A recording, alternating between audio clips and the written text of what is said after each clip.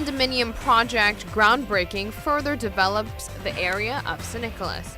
Plus, in today's lifestyle segment, how bad is it to not shower after a workout? We'll tell you. And experts who helps businesses around the world reduce their energy consumption turns their focus to a school in St. Nicholas. 15 on 15 starts right now. Thanks for joining us. I'm Yentl Lieuw. Further progress is being made in St. Nicholas. The objective is to bring tourism into that area of the island as well. On Monday night, the groundbreaking for a condominium project in Cerro Colorado took place. The Minister of Economic Affairs, Mike de Meza, had the honor of breaking the grounds to represent the official execution of the Serena residence.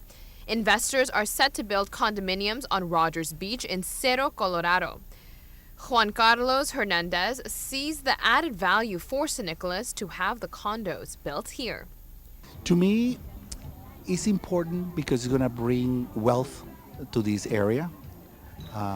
It's good because it's going to make more beautiful this beach. And it's excellent because it's going to bring not only wealth but recreation, spare time to enjoy the area. This is the vision for the finished product. In total, this vision will cost $12 million and is scheduled to be completed in 2 years. The condominium will be a 3-story building, 6 units per building, and there will be 5 buildings in total. 2 rooms per apartment will measure at 110 to 115 meters each. When finished, the property will be much more than just a building. Yeah, it's going to be a marina with the public access to have boats, and also a boardwalk is a pier for people to enjoy. Have a water pool from the ocean with a special net to protect people, and shoppings and restaurant probably at the end of it. The investor says St. Nicholas's nature will not be compromised. He explains what potential buyers can expect.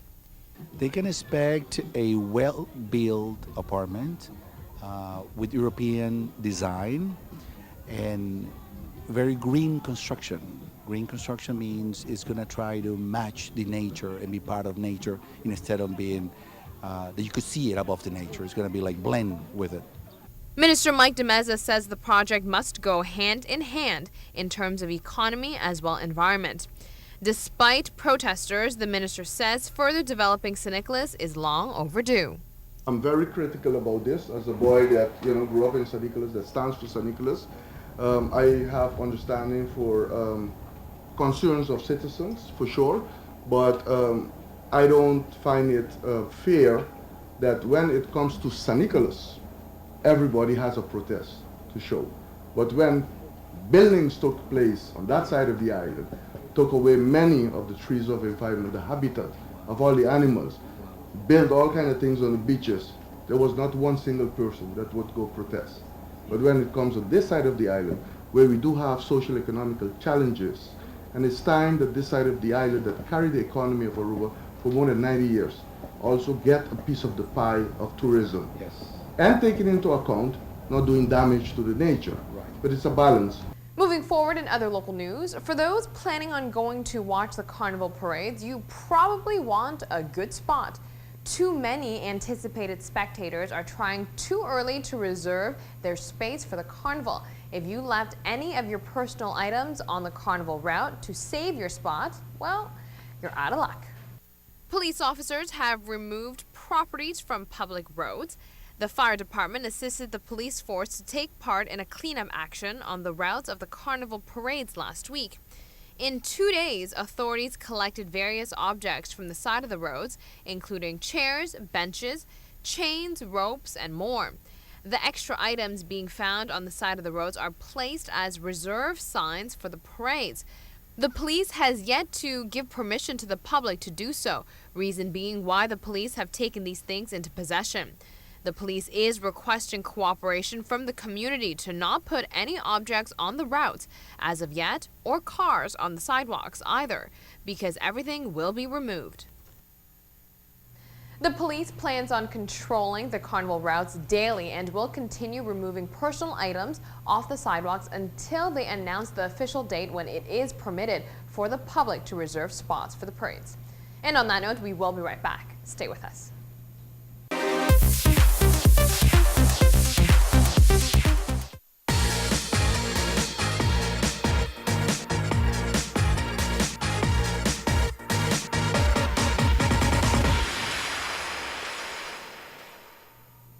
Welcome back from the break. Try to paint this picture. You are at the gym and you're very into your workout and kind of just forgot about the clock. Then you realize you made an appointment and are running late. If you take a shower afterwards, you will be crazy late. So is it okay to skip out on the shower? Here's your answer. After a killer workout at the gym, you are sweaty. Indeed. The truth is, if you are sweaty, it is better for your body if you make time for a little soap and water. This isn't just out of concern for anyone who comes within smelling distance. It isn't the smell of sweat that you have to worry about, but the fact that perspiration left behind on your skin allows bacteria to proliferate, and that can lead to rashes and breakouts. Sweat helps to breed funguses, so make sure you have time to take a shower after your workout. So the bottom line is, if you are crazy late, you can occasionally skip out on the soap and water, so long as you change into clean, dry clothes and sprinkle on some baby powder to absorb any residual moisture on your skin. Baby wipes can also be of great help and can reduce microbes in funky body regions when you're in a rush. With Valentine's Day coming up, getting engaged may be on your radar. So let's talk about engagement rings. Of course, a price tag cannot be placed on love, but we can put one on engagement rings. How much should one cost nowadays? The average cost for an engagement ring is $2,311. This is according to new data from American Express Spending and Savings Tracker. Of course, not everyone drops that kind of cash on the rock. In the same survey of more than 1,500 adults, 25% of people said it was appropriate to spend between $2,000 to $5,000, while 38% of people were more conservative, citing $1,000 or less as an acceptable price range. You've probably heard that the ring should cost about 3 months' salary, so it makes sense there would be some wiggle room since everyone's salary is different.